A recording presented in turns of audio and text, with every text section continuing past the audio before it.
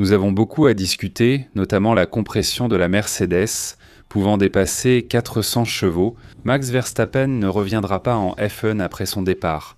Adrian Newey change totalement la voiture. Williams évoque la combustion du carburant. Nous allons tout aborder maintenant. Salut, amis de Resaca Motor, bienvenue pour une nouvelle vidéo. Je suis Mateusz Pucci et nous avons beaucoup à discuter, à commencer par la MotoGP.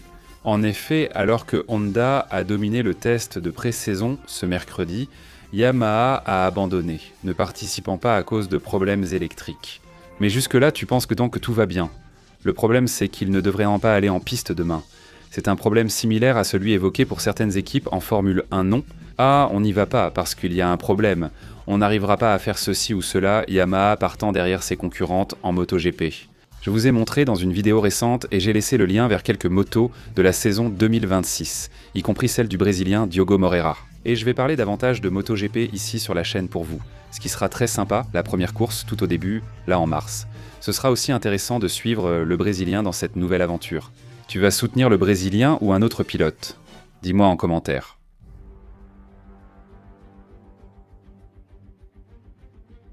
Le gouvernement indien redouble d'efforts pour ramener la formule en rappelant qu'une course s'y est tenue de 2011 à 2013, toute gagnée par Sébastien Vettel. Avec la popularité croissante de la Formule 1, plusieurs pays souhaitent rejoindre et la F1 effectue des rotations. L'Inde se propose aussi. Vous pouvez vérifier les sources en description. Une discussion est en cours entre le gouvernement indien et la Formule 1. Mais pourquoi la Formule 1 a-t-elle quitté l'Inde ? À l'époque, un problème fiscal est survenu.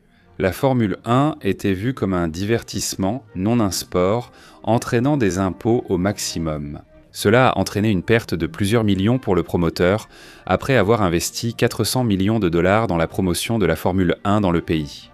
L'objectif est d'obtenir une réduction fiscale pour permettre le retour de la Formule 1 en Inde. Et ce serait exactement sur le même circuit où nous avons vu les courses entre 2011 et 2013. Je me rappelle avoir roulé sur ce circuit dans le jeu officiel de Formule 1, mais je ne sais plus si je l'avais aimé. Il est resté peu de temps, donc je n'y ai pas souvent couru. Donc pour moi ça m'est égal pour être honnête, mais je veux connaître ton avis. Est-ce que tu aimais le circuit de l'Inde ou pas en Formule 1 ? Dis-moi.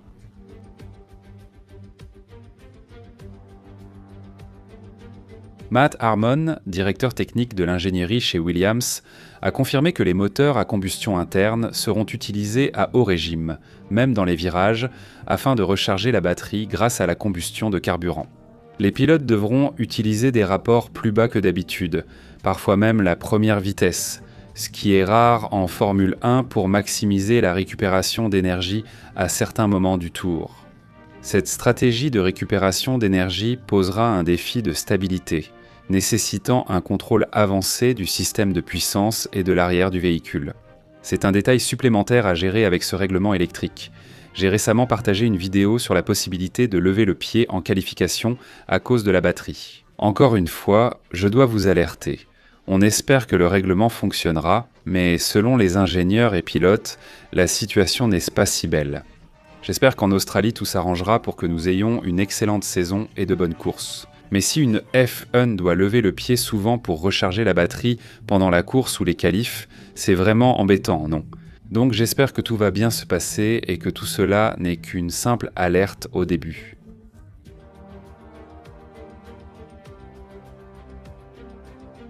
Adrian Newey a confirmé qu'en Australie, Aston Martin présentera quelque chose de très différent de Barcelone, ce qui sera aussi le cas pour presque toutes les équipes. Il a également souligné la nécessité de garder l'esprit ouvert pour le développement.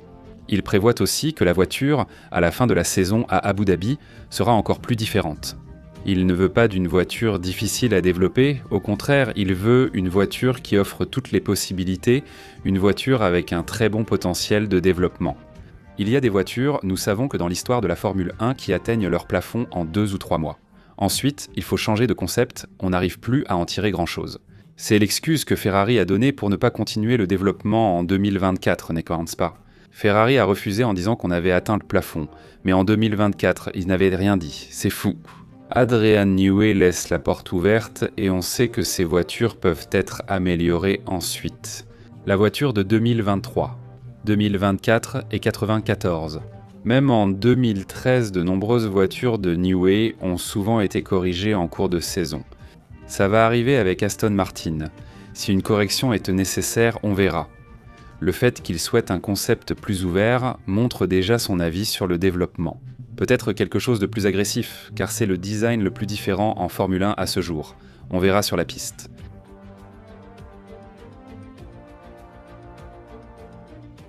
L'histoire sur la retraite de Max Verstappen, ce qu'il fera et quand il arrêtera. Verstappen a dit qu'il ne reviendra pas en Formule 1, pas même dans un autre poste. Gestionnaire ou autre. Il prévoit de prendre sa retraite juste après 30 ans, il en parle depuis longtemps, non? Il dit que si le règlement ne lui plaît pas, il part tout de suite, donc Verstappen. Il dit toujours qu'il n'a pas beaucoup d'attache avec la Formule 1. Et son intention, selon ses propres mots, est d'aller dans des catégories d'endurance. Peut-être même le WEC. Il veut concourir dans ces catégories et a déjà couru à Nürburgring, où il devrait revenir cette année. Et avec cela, Verstappen se rapproche de plus en plus de ces catégories d'endurance, surtout les GT, n'est-ce pas? Verstappen aime beaucoup les voitures GT. Il est probable qu'il participe à d'autres courses dans les prochaines années, donc non, Verstappen ne prendra aucun poste. Par exemple, Sébastien Vettel pourrait remplacer Helmut Marko ou Jason Button, aujourd'hui ambassadeur d'Aston Martin. Ou d'un autre pilote qui fait partie de l'équipe technique des écuries, n'est-ce pas? Ils sont toujours là pour aider, travaillant dans les coulisses. Nick Lauder était conseiller, enfin, ce genre de choses. Verstappen n'a pas cette intention. Espérons qu'il reste longtemps en Formule 1 comme pilote, car ce serait dommage de perdre un tel talent trop tôt. Verstappen a encore quelques années en Formule 1, à condition qu'il ait une voiture compétitive.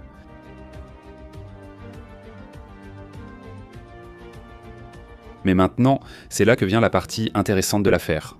Nouvelle sur le moteur Mercedes. Tout reste très théorique, même si le Dr Wolf a presque confirmé la compression en interview, comme je vous l'ai dit. Les équipes rivales rapportent aussi ce que ferait Mercedes. Cela inclut par exemple des pistons imprimés en 3D, permettant d'ajuster la dilatation et d'optimiser la compression.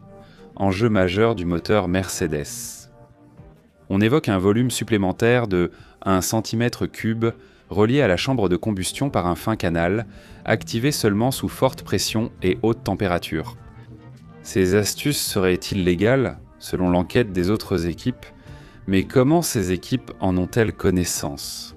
Nous avons un léger soupçon qui circule dans le paddock. En recrutant chez Mercedes, Red Bull aurait obtenu ces informations et disposerait d'une solution similaire, voire proche. Mais comme les autres équipes le savent, la question demeure. Il est également dit, de manière non officielle, que la puissance des moteurs électriques est d'environ 400 kW pour les autres équipes, tandis que Mercedes serait à 424, ce qui renforce les rumeurs selon lesquelles Mercedes est en avance sur les autres en ce qui concerne le développement électrique, des rumeurs qui existent déjà depuis un bon moment. Mais non, ça ne s'est pas arrêté là. Vous m'avez signalé un article paru il y a quelques jours sur la différence réelle de puissance de la solution Mercedes. La source est en description. Pour vous, quand on parle de 10 à 15 chevaux selon cet article, ce ne serait pas 10 à 15 chevaux. Ce serait en fait une amélioration de l'efficacité de la combustion, permettant au moteur de fonctionner davantage comme un générateur électrique. C'est là l'astuce de Mercedes. Cela générerait, grâce à cela, de l'énergie électrique, ce qui équivaudrait à plus de 400 chevaux. C'est de là que vient cette rumeur selon laquelle vous auriez 3, 4, 5, 6 dixièmes d'avance pour Mercedes. Cela dépend du circuit.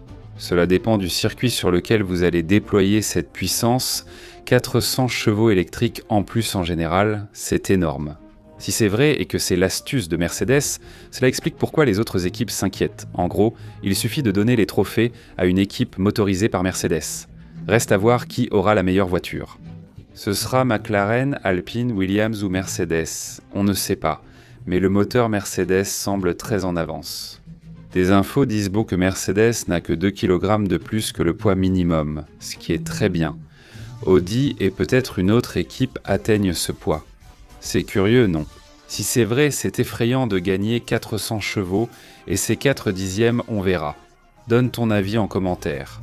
Nos partenaires proposent des t-shirts Formule 1 100% coton, sans rétrécissement, disponibles en grande taille chez Paddock BR. Le code promo Resaka Motor te donne accès à des casques, des volants, des cockpits, ton équipe et ton pilote préféré chez Evodesign, avec le code promo Resaka. Assistance juridique internationale chez Amorim Global pour visa, citoyenneté ou problèmes internationaux. Utilise les cartes cadeaux sur Instant Gaming. Pour toi qui aimes un bon jeu, tous les liens sont en bas. Un grand salut, merci et à bientôt, au revoir.